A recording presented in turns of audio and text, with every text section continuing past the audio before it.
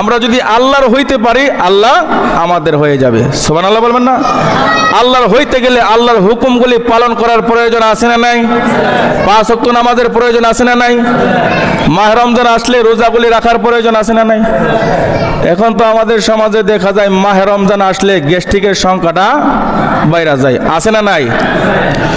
মাহে রমজানের আগে তেমন গ্যাস্ট্রিক থাকে না, যখনই মাহে রমজান ঢুকে দেখবেন এক শ্রেণীর লোক আছে তাদের গ্যাস্ট্রিকটা বাইরে যায়। জিজ্ঞেস করলে রোজা রাখেন না কেন? গ্যাস্ট্রিকের যন্ত্রণা হুজুর বাঁচি না। নাউজুবিল্লাহ বলবেন না? আমি জানতে চাই আপনাদের কাছে, আল্লাহর দেওয়া জবান খুলে বলবেন, রোগ দেনেওয়ালা কে? মাফ করেনওয়ালা কে?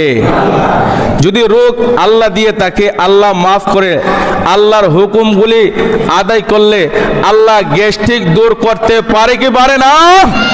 জোরে বলুন, পারে কি পারে না? গ্যাস্ট্রিক কিভাবে দূর হবে? আপনি তো আগে থেকে নিয়ত করছেন রমজান আসলে কেউ যদি জিজ্ঞেস করে তাহলে বলবো আমার গ্যাস্ট্রিক, রোজা রাখতে পারি না। গ্যাস্ট্রিক তো আপনি বানাইছে। প্রকৃত রোজাদার বলুন, যারা রোজা রাখে আসলে কি রমজান মাসটা ভালো যায় না খারাপ যায়?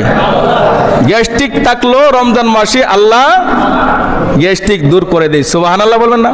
সারাদিন না খাইলে এমনিতে গ্যাস্ট্রিক চলে যায়। একবার দুইবার যদি আপনি বাথরুমে যান পেট খালি হয়ে যাইব, গ্যাস কোথায় থাকবো? অথচ গ্যাস্ট্রিকের দোহাই দেয়।